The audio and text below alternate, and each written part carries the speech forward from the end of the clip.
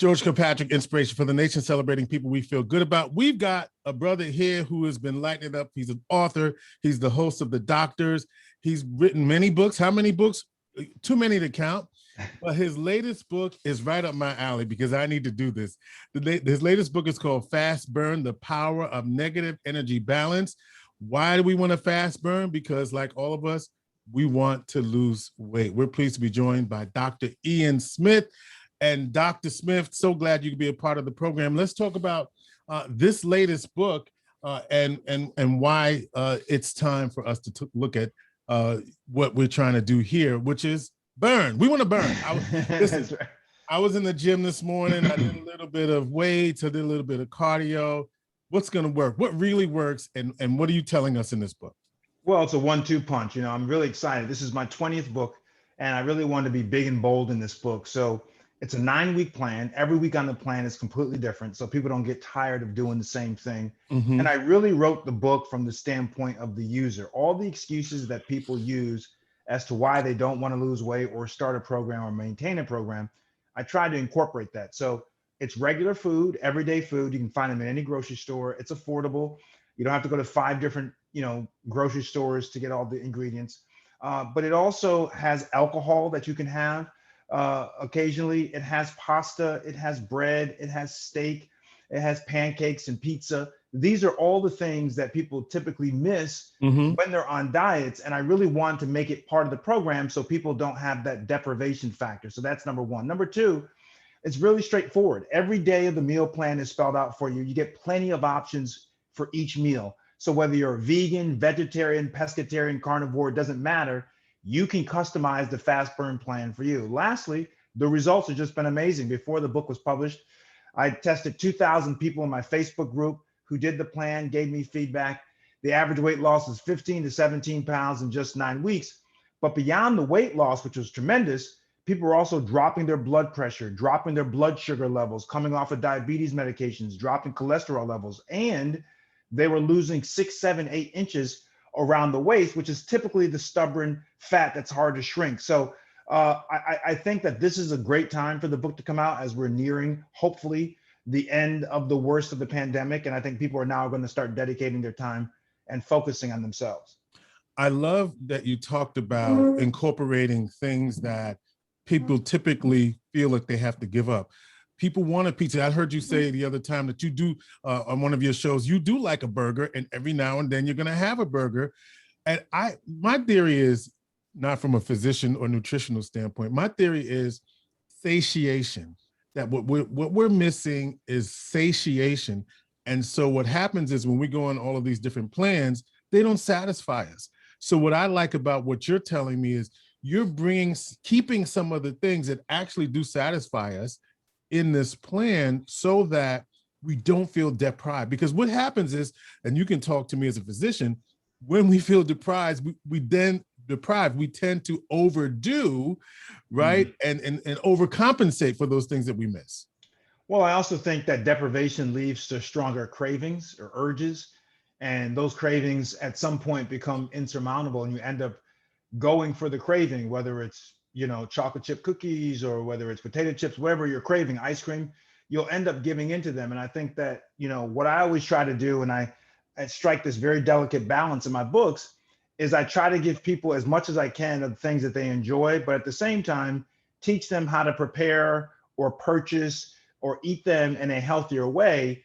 Which is key though, you don't want to compromise taste. So taste must always be number one. So it's got to taste good. People typically see the word healthy, they think it doesn't taste good. So in this plan, the food is tasty, but it's also healthy. The food is filling, but it's also going to help you lose weight. So I think that, that's the delicate balance that I try to strike in Fast Burn. Dr. Smith, let's talk about then, you said alcohol is you can have a wine or whatever it is. We know that certain drinks have more calories than others. A lot of people say white wine, if you're going to have a drink, is the best, or light liquors, if you're going to do that. How much is okay if you're going to continue to consume during any sort of weight loss plan? Because a lot of the plans tell you no, no. Yeah. Well, I think the issue with drinking is the amount. Hmm. It's getting people to stop at one or two drinks. Okay. One or two light beers, as far as calories is concerned, is negligible basically when you look at the full scope of what you're going to be consuming total for the day. Right. Those numbers are fractional, but people don't stop at one or two beers. They want four or five or six beers. Hmm. But the other part of it, I think, when it comes to weight loss plans that we don't often talk about, Hmm. is that typically alcohol tends to be associated with unhealthy food. Right. So people grab a beer, they want three pizzas of pizza, or they want a big burger and fries. So it's not always the alcohol that's the problem. It's what comes with the alcohol that becomes the problem. But listen, I believe that you have to let people be who they are. And the idea is, I'm giving you guidelines. I'm giving you a certain amount that you can drink per week. If you follow those guidelines, you should be satiated from the alcohol intake standpoint, but you also will not obstruct your ability to lose weight. And so I think that, and I say this in all my books, I never ask people to be perfect. It's not about being perfect. I'm not perfect. Life is about really striking balances and trying to do better. Not always perfect, but just trying to do better. Now, see, I just got to call you out on something though. You might not be perfect, but you have never, from my viewpoint, ever appeared to be out of shape. So now you got to, I'm just sorry, bro. You can't get away with that. Okay.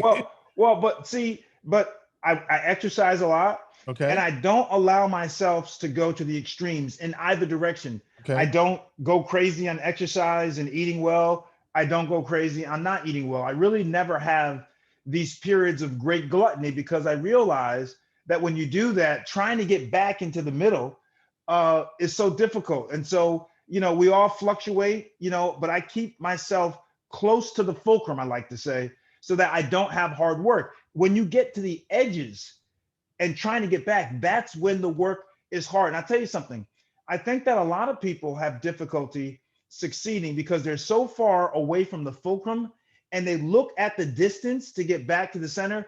And psychologically, they just become completely defeated because they say, my goodness, how am I really going to be able to make up all this ground? And the answer to that is one step at a time. So the subtitle of the book is The Power of Negative Energy Balance. Say more about that. So food calories are energy. That's energy. Food is energy. We measure energy in the form of calories. When we consume more calories than we actually burn, we are in a positive energy state, meaning excess energy. Mm-hmm. And what the body does with that excess energy is it puts it into fat, because fat is the storage form of extra energy. And so we eat too much, we don't burn it off, our fat cells increase in size. Now, what I do with fast burn in the book and the program is I flip you from that positive energy state to a negative energy state. What that means is you're going to be having the same amount of meals and snacks. However, the timing of your meals and snacks means that there's a certain part of the day where you are not going to have food energy available to you, but you still have demands for energy because you're moving around, you're talking, you're living. And so the body then, during those periods of low food energy, will turn to the fat, and will take the fat and break the fat down and convert that into fuel energy that you can use. So it's basically going to the bank, which is your fat. You go to the fat bank and take that energy out and use that. And that's why people are seeing 6, 7, 8 inches shrink around their waistlines, because I'm sending people's bodies through the negative energy balance state into their fat stores. I love that. So let's one of the things that people get often confused is what's more important, nutrition or exercise? I'm working out, but I'm not seeing the results. So can we just fix this right now? What's more important? I'm asked this question all the time. You can eat better and lose weight. You can just work out better and lose weight. But in both situations, you're going to reach a max. You're going to plateau. You're going to cap out, because no more eating better no longer is going to continue to help you lose weight. Working out more is not going to help you any more than it has. That's why it's really a 1-2 punch. Mm-hmm. It's really the combination of the two to maximize your weight loss. When I did the test with those 2,000 people on Facebook, what I found was that the people who did not do the exercise lost weight, but they lost 30% less than those who did the nutritional plan and the exercise. So it really is a combo, 1-2 combo that people need to do in order to reach maximal results. All right. So what about for those of us who are seniors? I know. Yeah. So, and seniors always, or people of a certain age, men of a certain age in particular, right? You said something about the belly fat. I was fortunate that I lost about 50 pounds and now half of it is back, and I'm trying to get back the other 25 that struggle. And I did lose, I got down from a 42 to like a 34, and now I'm playing with 36, 38. I want to go back to 34, right? So there's two questions in here. One, what about people who are of a certain age? And two, the keys, because belly fat is obviously a contributing factor to cardiovascular disease and many other things. So seniors and then belly fat for the rest of us, because, and I guess there's a third question here, right? The sin of interviewing. Getting started is also very difficult. So that's your trifecta. Help a brother out. Well, let me tell you something. First of all, as we all age, our metabolism slows down. Typically around the age of 30, 35, our metabolism starts slowing down. And that's why it's harder to lose weight as you get older if you aren't doing the compensatory things you need to do in order to lose weight. That means eating better and working out. Mm-hmm. If you did the same thing at 50 that you did at 25, you're going to gain weight because your metabolism simply is just slowing down. And so that happens to all of us. In my Facebook group, I have people who are 77, 76, who are losing a ton of weight, and people who are watching and or listening should join my Facebook group. It's free. It's called Fast Burn Challenge, Fast Burn Challenge on Facebook. And I'm in the group. I do live sessions. We exchange recipes. We got 15,000 people who are doing the program together. I also, if you're not on Facebook, my Instagram is at Dr. Ian Smith. Spell the doctor out, I-A-N Smith. And so it happens as we get older, but it doesn't mean that you can't lose weight. What it means, though, is that I think for older people, I think exercise is so critical. We tend to kind of get away from exercising. It doesn't mean you have to go to a gym, by the way. In the book, I have a whole chapter dedicated to at-home exercises that don't require any machines or any gym membership. But I think movement as people age becomes critically important because people tend to move less. And that, is counterproductive. As far as starting, I think, I wrote this book last year called Mind Over Weight, right? Which is all about what happens above the neck and between the ears. And I recommend that book to anybody who wants to start losing weight. It's not about the plan. That book is about understanding when is the right time for you, finding motivation that we all have, by the way, that's buried inside of us, and being able to access it. But also, how do you choose the right plan? How do you build a winning environment? How do you fix your relationship to food?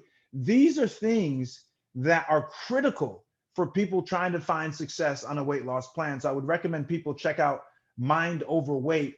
That will really give you a boost when you want to start the program. I forget the second question, by the way. Well, right, and I'll get to that question because I'll go back because I did a trifecta. The second question was about belly fat and that, and the third one was belly fat is typically the first place you put it on, the hardest place to get it off. And so it's been very difficult for people. And that's why intermittent fasting has been so great. Which is another book of yours, by the way. but Fast Burn, by the way, uses some strategies of intermittent fasting. Okay. Which is why it's so productive at reducing belly fat, because studies have shown that intermittent fasting, above any other dieting strategy, is particularly beneficial at reducing belly fat. And it gets back into that whole conversation we just had about negative energy balance. That's what intermittent fasting does. When you're going through periods of fasting and you're not having food calories on board, and your body still needs energy during your fasting period that you do daily, then you drive into your fat stores and you start using that for energy. So belly fat is, yes, typically difficult to lose, but intermittent fasting is very beneficial at helping people lose it in that area. I want to just recommend to people Mind Over Weight, just to give another plug for that, because what I found with that particular book is that the preparation, the things that you do have to have a mindset that you're going to go through with this. And what I like about it, in that book, you ask a series of questions that allows us to get ourselves ready. And it's an interactive book. It's not just reading. It requires you to do some work and to do some thinking. So I highly recommend that, because people don't underestimate the fact that you have to decide to be ready, decide to make the choices that are necessary. Well, I think that one of the biggest reasons why people fail at losing weight is they start at the wrong time. Okay, It's talk not to that me the about plan that. is bad. Well, it's not that the plan is bad. It's not that they don't want to lose the weight. It's not that they don't know how to lose the weight. It's that it's the wrong time in their life. Mm, People tend to start losing weight based on external factors that shouldn't come into play. mhm. Because it's January 1st, I'm gonna start losing weight. Right, right. Because my girlfriend or boyfriend or whoever lost, my friend lost weight on this plan, I'm gonna do it. When really you got to look at your own life, because weight loss is a commitment, right? It's about making lifestyle changes. And sometimes we simply don't have the space in our life at that particular time to make those changes. Could be having relationship problems, work problems, financial problems, stressed out, whatever it is. It's hard to be in a stressed out situation and then throw weight loss on top of it with all that weight loss, successful weight loss requires. So I Mhm. think that people would be better off waiting to start losing weight when they have decided and thought about this being the optimal time to get it done. Yeah, I appreciate that. And I guess when you say that, what happens if it isn't the right time, but you still, because that's a psychological thing as well.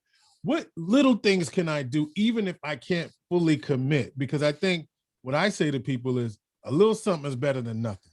Well, there are simple changes without following any program that can start yielding benefits. For example, making sure that half of your plate when you sit down to eat is a combination of fruits and or vegetables. Mhm, Making sure that you limit your fried servings per week, a serving of fried food per week. mhm, Let's say 3 to 5 servings per week max. mhm. Getting rid of soda, or if you're a heavy soda drinker, cutting that down by a third every 2 weeks.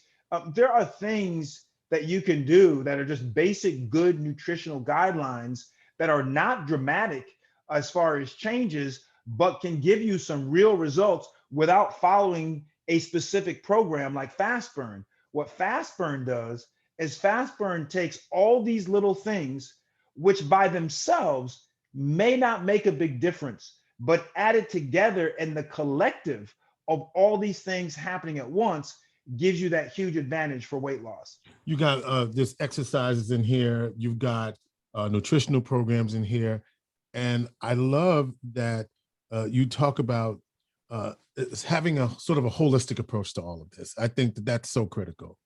Well, I think that people have to understand that weight loss is not life. Mm, It's a slice of life. And I would mhm, like mhm. people to keep a full perspective of what makes life and what makes life happy. We love to eat. Eating food. Food is sustenance. It's to keep us fueled, but there's no penalty to also enjoy your fuel. It Yeah. doesn't have to be so severe and austere that you only think of this food is only meant to power me. No, food is meant for more than that. Food is a great time to have fun with people, to socialize, but you got to be careful how you do it, and you got to understand how you're using food. Some people use it as a companion, which can be problematic. Some use it as a medication for stress, could be problematic. We have to understand our relationship to food and use it and enjoy it in a way that it becomes productive rather than counterproductive. Sleep. When you were in med school, you didn't get any sleep. Very little, very So little. how do we balance that? Because we're all in this go, go, go. We're connected to our devices all the time. And yet we know that you could, you, you could 5 pounds could be associated to just getting a good night's sleep. So talk about that. Well, I think that people underestimate or are not knowledgeable of how important sleep is, and real sleep, not sleep for 2 hours, get up, sleep for another 2 hours. You really need to have nice, contiguous sleep Mhm. uh, because sleep is restoration. Sleep is the Yes, time yes. that the body shuts down and says, all the work that I've been doing all day, and not work necessarily out in your backyard in your garden, just the body being up and being stimulated by the sun and noise and honks and everything that happens in our life, by the way, which stimulates our senses, our smells, our taste, our sight, our hearing, those things exhaust us. And it has a cumulative effect over the course of the day. And your systems really need to shut down like your computer and reboot. And what sleeping allows us to do is really reboot. So most people need at least 6 hours, some more. There is not one set amount of time that everyone needs. We all operate on different amounts of sleep, but typically 6 to 8 hours is what the average person needs of good, consistent, restorative sleep. You can't catch up on the weekends. It doesn't work that way. And a lot of people are burning the candle at both ends. And even though they're eating better, they're exercising better, they're not sleeping well. And what studies have shown is sleep is very critical to losing weight because bad sleep messes up your circadian rhythms as well as your hormones. The name of the book is Fast Burn, The Power of Negative Energy Balance. It's a 9-week program. 9 weeks. Nine weeks. You got a halfway point. You got some intermittent fasting. Water, importance of that. Water is extremely important. The body is 70% water. We lose water all day, every day, even when we're not sweating. People think you only lose water when you're sweating. You lose water many different ways, whether it's urinating, whether it's through your skin pores, even when you're not sweating. Breathing causes you to lose water. So we have all this tangible water loss that we don't feel. And most people actually are walking around dehydrated. Mm-hmm. Water is important for replacement. It keeps our blood volume right. It allows the blood to stay full so we can perfuse or feed our organs properly. Most people need between 6 to 8 cups of water per day to replace the water that they're lost. That the number of the amount of water we need to drink is based on what we lose. And it comes out for most people to be 6 to 8 cups. Some people it's more. If you sweat a lot, if you're in hot, dry conditions, or you're working out a lot, you obviously need more. You're losing more water, but 6 to 8 cups is typically what it takes. Before we leave, I just want to ask you, coming out of COVID, this has been a tough time. Many of us have, had personal loss due to COVID, and certainly the mental and psychological, and even some physiological effects of COVID and how that impacts. Many of us call it the COVID-19, and I'm not making light of it. Look, I lost someone personally, my mom, to that. So I'm not making light of it, but many of us have put on weight because of that, because of the stress and the physiological challenges. Can you just say something about coming out of the pandemic and the impact of the pandemic? Certainly we want to do this program as well, but I would be remiss if I didn't ask you to sort of give me a comment about that. Well, obviously, not wanting to make a huge understatement, this has been a very, very upside down year and some change for the entire world. We've never experienced anything like it, at least those of us who are alive. Most of us who are alive have never experienced something like this before. So obviously, this was a year of, dramatic change, stress, grief, and people turn to food. That's a thing that we do. And so you don't want to criticize people for coping with something as bad as what we've experienced by eating and putting on a few pounds. Gyms were closed. People weren't motivated to work out. People were just trying to survive. There was a time we didn't know what to touch. You couldn't touch anything, surfaces. Right. It was a very scary time. So I think now that we are near the end of the pandemic tunnel, thankfully to vaccines, by the way, that we're getting through this and the numbers are getting smaller and smaller. I think we're reemerging. And I think those of us who will be able to survive this, and it's very sad, so many left us unnecessarily, by the way, but those of us who will survive this will look back at it, and hopefully people will also see it as not just a period of great challenge, but a period of great personal growth. And that's the key, is that take the positives from this, take the victory. There are victories from this if you really think about it. Take the lessons from this, and as we emerge back into what our new normal will be, do it in a positive way and remembering what we've been through, but also deciding that whatever life we have left, which is unpredictable, that we're going to make the most out of it. Fast Burn.